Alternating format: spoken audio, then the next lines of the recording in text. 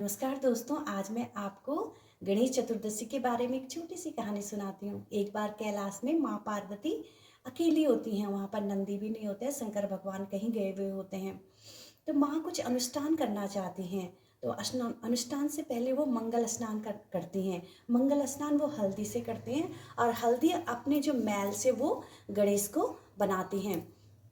और गणेश से कहते हैं कि बेटा कोई भी घर के अंदर नहीं आना चाहिए जब तक मेरा अनुष्ठान संपन्न ना हो। इसी बीच में शंकर भगवान आ जाते हैं और वो कहते हैं कि मुझे अंदर जाना है। तो गणेश जी कहते हैं कि मेरी माँ ने मुझे आज्ञा दी कि अंदर कोई भी नहीं जाएगा।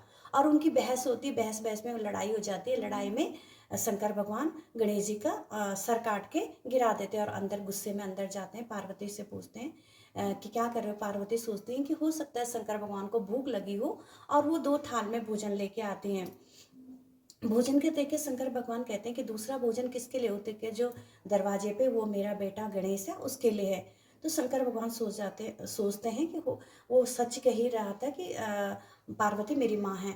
वो वो दौड़ते हुए जंगल की तरफ भागते हैं और जंगल में उसी समय एक हाथी ने नवजात शिशु को जन्म दिया था। वो शिशु को लेकर वो घर आते हैं और उसके धड़ को काट कर गणेश के धड़ के ऊपर लगाते हैं और गणेश जीवित हो जाते हैं। और तो उस दिन भादो पक्ष की शुक्ल पक्ष की चतुर्थी तिथि होती है। उसी दिन से गणेश भगवान का जन्म उत्सव मनाया जाता है। और इनका जो जन्म उत्सव मनाने का क्या है कि हाँ, एक आध्यात्म में मूलाधार, गणेश को हम एक मूलाधार चक्र मानते हैं। मूलाधार चक्र जो होता है वो गणेश को रिप्रेजेंट करते हैं।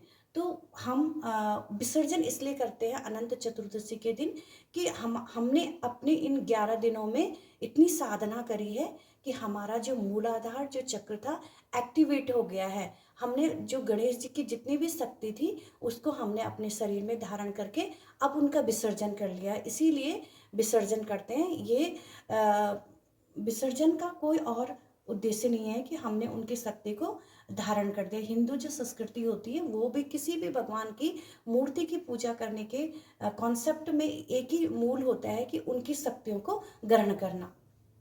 Thank you.